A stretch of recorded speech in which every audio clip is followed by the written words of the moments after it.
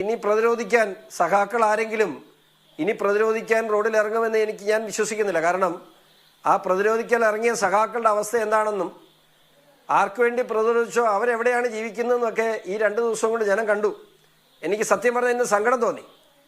ബഹുമാനപ്പെട്ട CPM നേതാവ് ശിവൻകുട്ടി സഖാവ് അറസ്റ്റ് ചെയ്യപ്പെട്ട ഇപ്പോൾ ഇന്ന് റിമാൻഡിൽ കഴിയുന്ന ഒരു സഖാവിൻ്റെ വീട്ടിൽ ചെന്നപ്പോൾ ആ സഖാവിൻ്റെ വീട്ടിലെ സ്ഥിതി കണ്ടപ്പോൾ ഏത് മനുഷ്യനും കരഞ്ഞു പോകുന്ന ഒരു സാധാരണക്കാരൻ. പക്ഷേ അത് അവരാർക്ക് വേണ്ടിയാണ് ഈ സംഘർഷം ഉണ്ടാക്കി ആ സംഘർഷം ഉണ്ടാക്കിയവർ 3 ലക്ഷം രൂപ വാടകയുള്ള വീട്ടിലാണ് താമസിക്കുന്നത് എന്നുള്ളത് ഈ സഖാക്കൾ കാണുന്നുണ്ട്, നാട്ടിലെ നല്ല സഖാക്കൾ കാണുന്നുണ്ട്. അതുകൊണ്ട് തന്നെ ഇനി വീണയെ പ്രതിരോധിക്കാൻ ഒരുപക്ഷെ പിണറായി വിജയനെ അറസ്റ്റ് ചെയ്യുന്ന സാഹചര്യം ഉണ്ടാകുമ്പോൾ ആരെങ്കിലുമൊക്കെ രംഗത്തിറങ്ങാം, സ്വാഭാവികമായിട്ട് ഇറങ്ങണമല്ലോ. പക്ഷേ വീണയെ പ്രതിരോധിക്കാൻ ഇനി കമ്മ്യൂണിസ്റ്റ് പാർട്ടിയിൽ നിന്നും ആളുകൾ തുനിഞ്ഞാൽ കമ്മ്യൂണിസ്റ്റ് പാർട്ടി ഈ നാട്ടിൽ ഇല്ലാതാവും എന്നുള്ള കാര്യത്തിൽ യാതൊരു സംശയവുമില്ല.